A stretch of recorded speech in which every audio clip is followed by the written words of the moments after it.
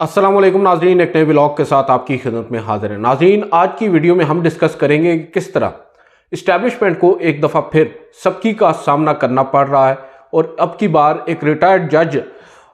वो बज़ाहिर नज़र ये आ रहा है कि उन्होंने स्टैंड ले लिया है और मामला है सिविलियंस का जो मिलिट्री ट्रायल है उसके खिलाफ एक फ़ैसला सुप्रीम कोर्ट के 5 रुकनी लार्जर बेंच ने सुनाया था। आपको याद होगा जस्टिस इजाजुल एहसन उस बेंच को हेड कर रहे थे और उन्होंने न सिर्फ जो सिविलियंस का ट्रायल है मिलिट्री कोर्ट्स के अंदर उसको अनकॉन्स्टिट्यूशनल करार दिया था, बल्कि पाकिस्तान आर्मी एक्ट और जो ऑफिशियल सीक्रेट एक्ट है उनकी कुछ दफात को भी गैर आइनी या अल्ट्रा वायरी करार दिया था। ये एक बहुत बड़ी जजमेंट थी जिसको हम लैंडमार्क जजमेंट कह रहे थे और क्योंकि इस 5 रुकनी लार्जर बेंच से ये जजमेंट कोई भी एक्सपेक्ट नहीं कर रहा था और जस्टिस काजी फायज ईसा माजी में इसी नोयत का इसी तर्ज पर एक फ़ैसला दे चुके हैं जहां पर वो भी फ़ौजी अदालतों की मुखालफत कर चुके हैं। बहरहाल अब हुआ कुछ यूँ कि उस अदालती फ़ैसले के ख़िलाफ़ अपीलें फ़ाइल हुई क्योंकि अपील का हक़ दिया गया है 184(3) के तहत जितने भी फ़ैसले हैं उन पर अब supreme court practice and procedure act बनने के बाद अपील का हक़ मिल चुका है और अपील में ऑब्वियसली वही बेंच दोबारा से केस को नहीं सुनता बल्कि एक नया और उससे बड़ा बेंच समाअत करता है। लेट से अगर 5 रुकनी लार्जर बेंच ने फैसला सुनाया तो कम से कम 7 रुकनी लार्जर बेंच होगा जो उन अपीलों पर समाअत करेगा और उस 7 रुकनी लार्जर बेंच में उन 5 जजेस में से कोई भी जज शामिल नहीं होगा जिन्होंने पहले वो फैसला दे रखा हो। अब 7 रुकनी लार्जर बेंच तो बनेगा, उससे पहले मामला थोड़ा सा दिलचस्प हो गया। सबसे पहले खबर आई कि सिंध हुकूमत, जो सिंध की निगरान हुकूमत है, उसने एक अपील दायर कर दी है और उसके बाद फिर खबर आई कि बलूचिस्तान हुकूमत ने एक प्राइवेट कौंसल को हायर करके एक अपील फ़ाइल कर दी है और उसके बाद ख़बर ये आई कि वज़ारत दिफ़ा ने भी अपील फ़ाइल कर दी है। तो फिर उसके बाद अटॉर्नी जनरल फॉर पाकिस्तान ने भी हुकूमत पाकिस्तान की जानिब से एक अपील फ़ाइल की और अब से कुछ देर कबल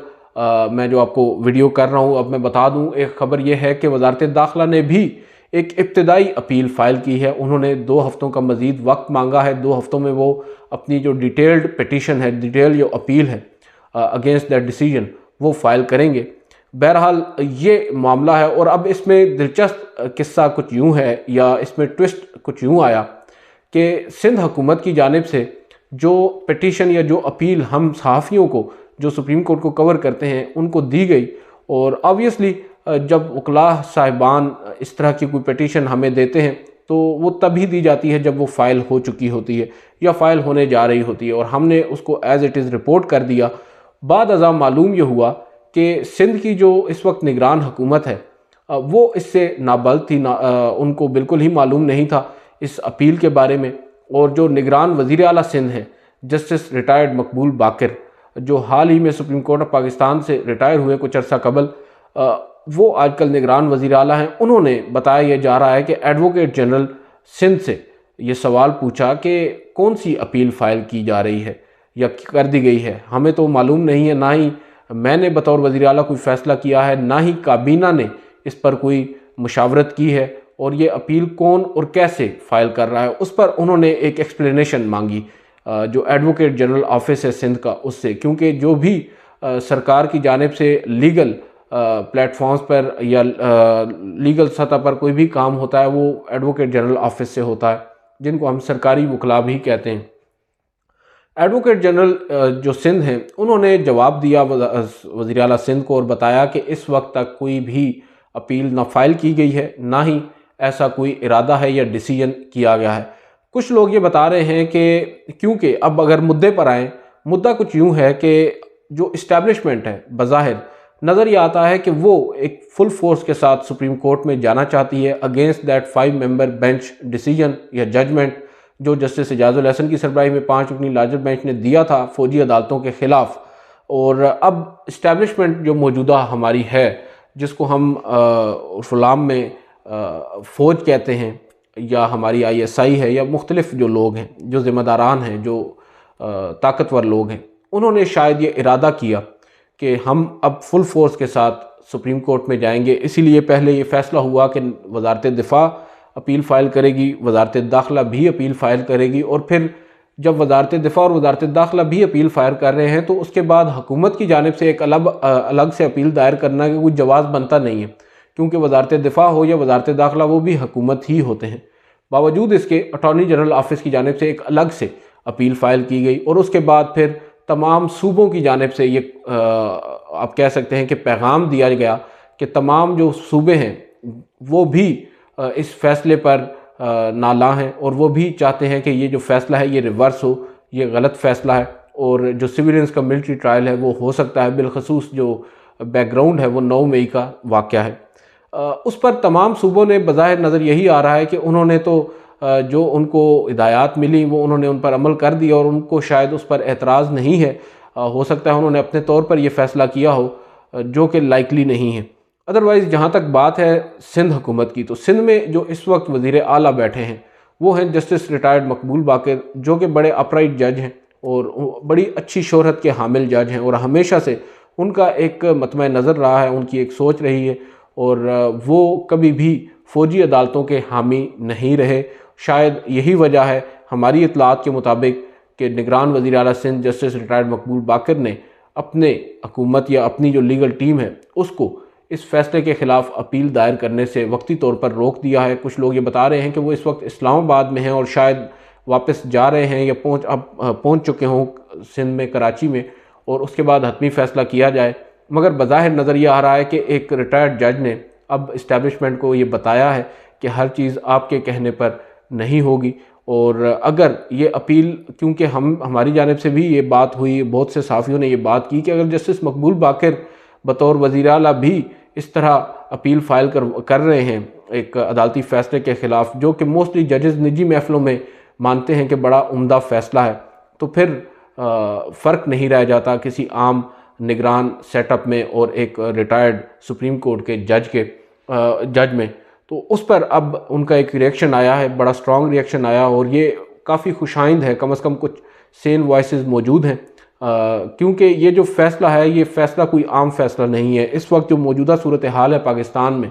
उसके अंदर इस तरह के फ़ैसले एक ब्रीदिंग स्पेस होते हैं। दूसरी जानिब इमरान खान साहब का जो इस वक्त हाल हो रहा है 9 मई के बाद हमारे सामने है, उनके केसेस फ़िक्स होते हैं और उन पर जो समाअत होती है वो भी फिर हमारे सामने होती है, जिस तरह के फ़ैसले होते हैं और किस तरह जो high court, Islamabad high court है, उस पर इवन अदम एतमाद कर दिया है चेयरमैन पाकिस्तान तहरीक इंसाफ इमरान खान ने, उनकी अहलिया बुशरा बीबी ने, और भी माजी में कई ऐसे केसेस आए हैं जिनमें जस्टिस आमिर फ़ारूक जो कि चीफ़ जस्टिस हैं इस्लामाबाद हाई कोर्ट के, उन पर एतराज़ात आयद किए गए हैं और बहुत सी वजूहात शायद उनकी नज़र में वैलिड भी हों, हम उस तरफ नहीं जाते। लेकिन इशू ये है कि इस वक्त इमरान खान साहब वो ज़ेर अताब हैं या उनकी सियासी जमात जो है वो ज़ेर अताब हैं और उनके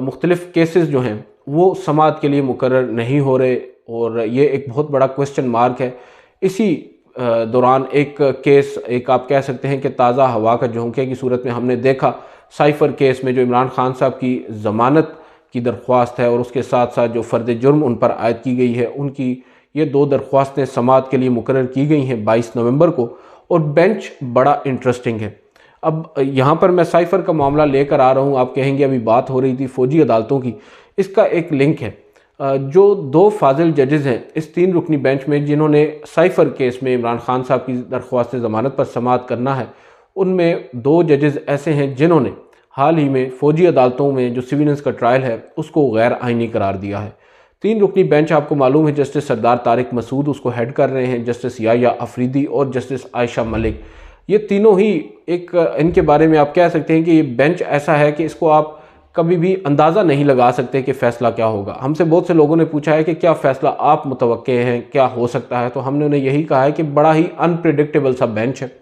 और तीनों जजेस साहिबान जो हैं उनकी राय आपस में कम से कम मुझे तो मेल खाती नज़र नहीं आती, तीनों की राय मुतज़ाद होती है और ये जो फ़ैसला है,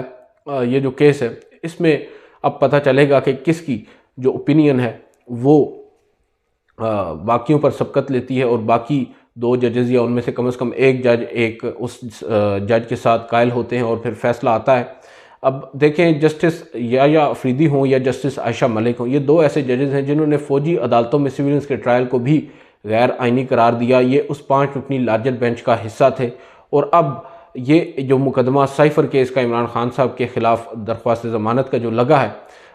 ये भी टू सम एक्सटेंट उससे मेल खाता है, क्योंकि जो इमरान खान साहब का ट्रायल हो रहा है वो एक खसूसी अदालत में हो रहा है, जिसको खुफिया अदालत भी कहा जाता है। एक स्पेशल कोर्ट कायम की गई और इन कैमरा उस पर इमरान खान साहब की ना सिर्फ केस की समाअत हुई, बल्कि उन पर जो उनका जो ट्रायल है वो भी उस पर चल रहा है। इवन फ़र्द जुर्म वगैरह ये तमाम तर जो मामलात हैं ये इन कैमरा हो रहे हैं। दूसरी जानिब इस्लामाबाद हाई कोर्ट का एक 2 रुकनी बेंच है, उसने भी कुछ उम्मीद कम अज़ कम आप कह सकते हैं कि दिलाई है पाकिस्तान तहरीक इंसाफ को या इमरान खान साहब को, कि जो ऑब्जर्वेशन जस्टिस मियां गुल हसन औरंगज़ेब और जस्टिस समन रिफत इम्तियाज़ की जानिब से दी गई हैं, उससे कम से कम ये तासुर ज़रूर मिलता है कि जो जजेज़ हैं वो इंडिपेंडेंटली कुछ ऐसे जजेज़ मौजूद हैं जो अपनी सोच भी रखते हैं और उस सोच पर फिर वो कायम रहते हुए फ़ैसले भी सादर फरमाते हैं। एक दफ़ा नहीं बल्कि 2 दफ़ा इमरान खान साहब का जो ट्रायल रोकने का फ़ैसला है उसमें तोसीक़ की गई है। एक हुक्म इम्तना दे रखा है इस वक्त इस्लामाबाद हाई कोर्ट ने, और इसी इसना में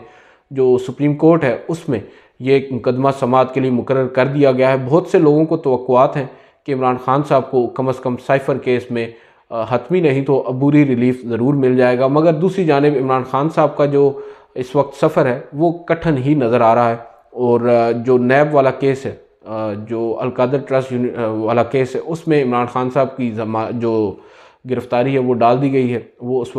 इस वक्त जो अडयाला जेल में कैद हैं, तो नैब हुकाम के उस केस के अंदर हैं। तो ये मामलात जो हैं इतने